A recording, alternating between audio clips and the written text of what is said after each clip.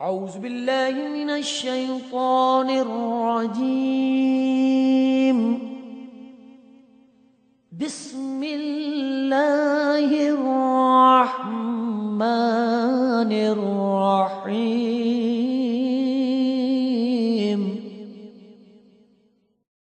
The pinnacle point of Mawlid an-Nabi, the birthday of the Prophet Muhammad. They try to say it's only Sunnah, it's only Mu'akkada, but it's a pinnacle point of their aqaid. If you don't believe in the birthday of the Prophet Muhammad, you're anta kharij, you're away from Ahlul Sunnah. You are no longer part of Ahlul Sunnah. That has become the symbol of their belief. You believe in Mawlid an-Nabi, you are a true believer. And my simple words to these individuals, one simple word that I challenge these individuals, bring me one simple hadith. One single hadith. And I'll even open up the doors, bring a fabricated hadith, a weak hadith from the Sunan, bring it to me. Whereby the Prophet Muhammad specifically said, don't forget to celebrate my birthday. Don't bring me, I was born on a Monday, I fast on a Monday, I fast on a Thursday, the gates of paradise are open on Monday or on a Thursday. Or bring the verse from the Quran, قُلْ بِفَضْلِ اللَّهِ وَبِرَحْمَتِهِ فَبِذَلِكَ فَلْيَفْرَحُوا هُوَ خَيْرٌ مِمَّا يَجْمَعُونَ. Let us rejoice in His blessing. They say this blessing is referring to the blessing of the Prophet Muhammad sallallahu alaihi wasallam. Ulama of Tafsir mentioned the siyaq of the ayat of rejoicing is the blessing of the Quran and the blessing of the Sunnah. There is no clear-cut hadith. There is no clear-cut hadith. There is no hadith that exists. But they want to play on the emotions of people to say that this is the real love, the real devotion. Remember, everything about his blessed life has been documented. The way he urinated, the way he laughed, the way he wept, the way he talked, the way he slept, the way he kissed his wife, the way he done everything inside his life. Billahi alaykum. If every single thing has been documented, every single book of hadith, why is there not one single hadith? If I'm Gustakhi Rasul, if I'm blaspheming against the messenger, we spend all our life reading through his sunan, all our life reading through his ahadith. Ulama of ahadith, ulama of ahl hadith spend all of their life searching to find the statements of the Prophet Muhammad. All of a sudden, you found it. All of a sudden, you found it. And even more than that, you found it before Abu Bakr. You found it before Umar. You found it before Uthman. You found it before Ali. Were they too busy? That you found his birthday and they never found his birthday. Does it make sense to you? You found it, they never found it. And likewise the rest of the companions. Bilal radiyallahu ta'ala anhu, after the demise of the Prophet Muhammad sallallahu alaihi wasallam, he stopped giving the adhan. You want to play on people's emotions? Bilal stopped giving the adhan. He said, كيف أؤذن? How can I carry on when I come to Ashhadu anna Muhammadan Rasulullah wa Rasulullah is no longer in front of me? He's no longer in front of me. I can't say these words anymore. Stop giving the adhan. Only on 2 occasions in his life did he ever come back and give the adhan. And all of the companions, they wept when they heard the adhan. وَأَنْتُمْ جُحَالٌ. Before the adhan, you begin to give the rood. Did Bilal ever give the rood before the adhan? Did he ever give the rood before the adhan? Ever in his life? Do you love the messenger more than Bilal? Do you love him more than the messenger? Do you? You don't. It's a false practice. Before the adhan, read the durood.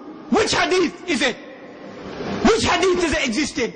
You admit it's a false hadith. And you want to show that you love the messenger more than Bilal. You love the messenger more than the companions. You're liars.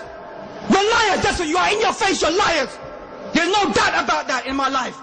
The biggest liars you are. On the day of judgment, the messenger will say to you, Suhtan, suhtan. Be off, be off. You are liars. You are people who attributed to me words that never existed. You attributed practices to me that never existed. You are people who attributed these false liars. That's what will be said to these individuals. There's no doubt about that. There's no time to chew our words anymore. People want to say that we chew our words about these individuals. They want to say that we are the individuals who blaspheme against him. We're the ones that defamed him. We're the ones that dishonor him. We're the ones that degrade him.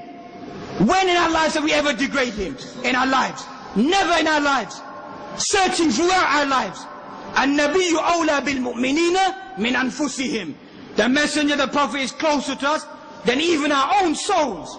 Our own souls. For you, who's closer to you? Who are the people close to you?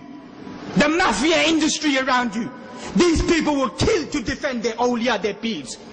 They will kill you to defense of their people. Not defense of the haqq, not the defense of the truth, not the defense of Islam, is because you outspoke against these individuals. That's what their belief is. That's what their creed is.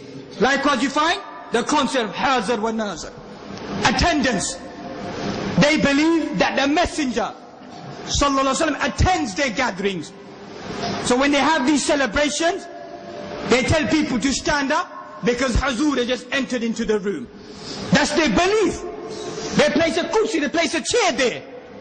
And they begin to read their durood and they say the Messenger is now coming, he's now entering, everybody stand and let the Messenger sit on that chair. What is that? That's not blaspheming against the Messenger. Did the companions forget to put a chair inside the blessed Masjid of Medina? Did they ever forget that in their life?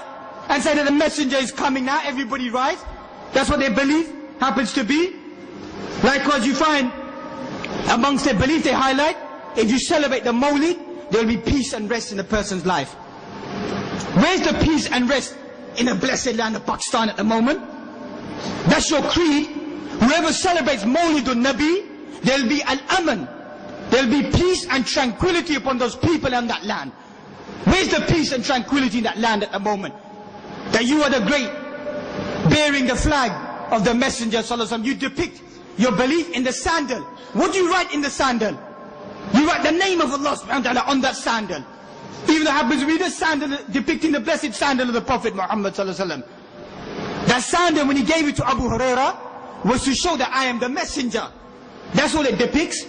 We don't need to symbolize ourselves with a sandal, or kiss the sandal, or to find strands of his blessed beard. At that time, if it existed, there is tabarruk, there's no doubt about that. Inside his saliva, inside his sweat, inside his remnants, it exists. But today, what proof, what evidence do you have? That which you hold today, is remnants of the Prophet Muhammad sallallahu alaihi wasallam. Get a strand of his beard, start doing start doing dhikr. When did the Prophet Muhammad say who? When did he do that? When did he do that in his life? Turn off the lights, doing your dhikr. And then when the blessed hair begins to move, look, even the ball of the Azur begins to move as well. You foolish individuals, it's basic physics. The law of motion. If all of you begin to blow today, this paper will begin to move. That's what it is. But they're trying to say, look, even the hair, the strand is going in dhikr. It's moving and swaying with the dhikr. That's what they're saying, is moving with the dhikr, the blessed strand of the Prophet Muhammad. That's what their belief is. Talismans, threads. Pir Sahib, tell us what to do in Iraq. Tell us what to do in Afghanistan. You tell the world everything, don't you? Lord, get it bad, this on the bad, isn't it? They kiss your feet, they throw their money at you, they throw flowers at you. Now you're the one that helps, you're the one that saves.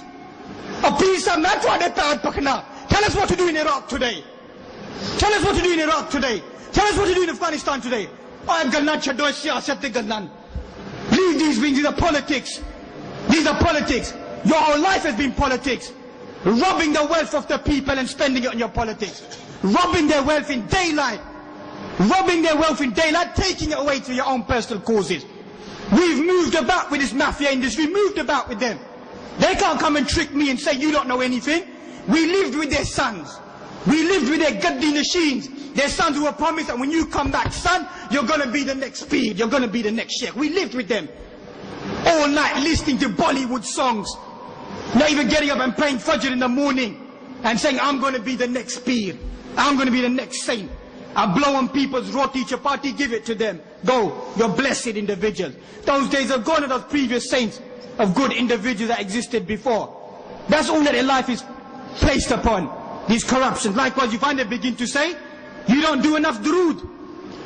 You don't say no durood and no salam upon the Prophet Muhammad. Who says that? Lie upon lie.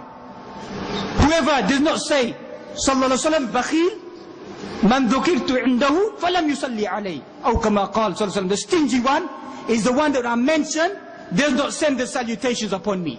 The Quran is quite clear. Inna Allah wa malaikatu yusalluna ala an-Nabi. Ya ayyuhalladhina amanu sallu alayhi wa sallimu taslima. Oh, you believe? Indeed, Allah and His Messenger, they send their salutation greetings upon the Messenger. Oh, you believe? Send those salutations, send those greetings. Who said we don't believe in salutation and greetings? Just because we don't stand and say, Ya Rasulullah, start shouting out the way, the kayfiyah that you have.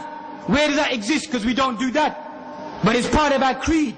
The most closest individual to the messenger will be the one who makes the durood, who makes the salam. On Yawm al-Jum'ah, فَأَكْثِرُوا عَلَيَّ السَّلَامِ. On the day of Yawm al-Jum'ah, send the salutations, increase the salutations.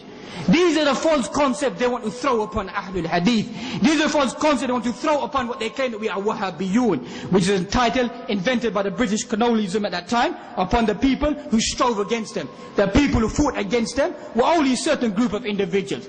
And as they placed this statement of anybody who goes away to dispel or to remove the concept of grave worship or stand for the truth, they're classified as a Wahhabi even to this day that we find.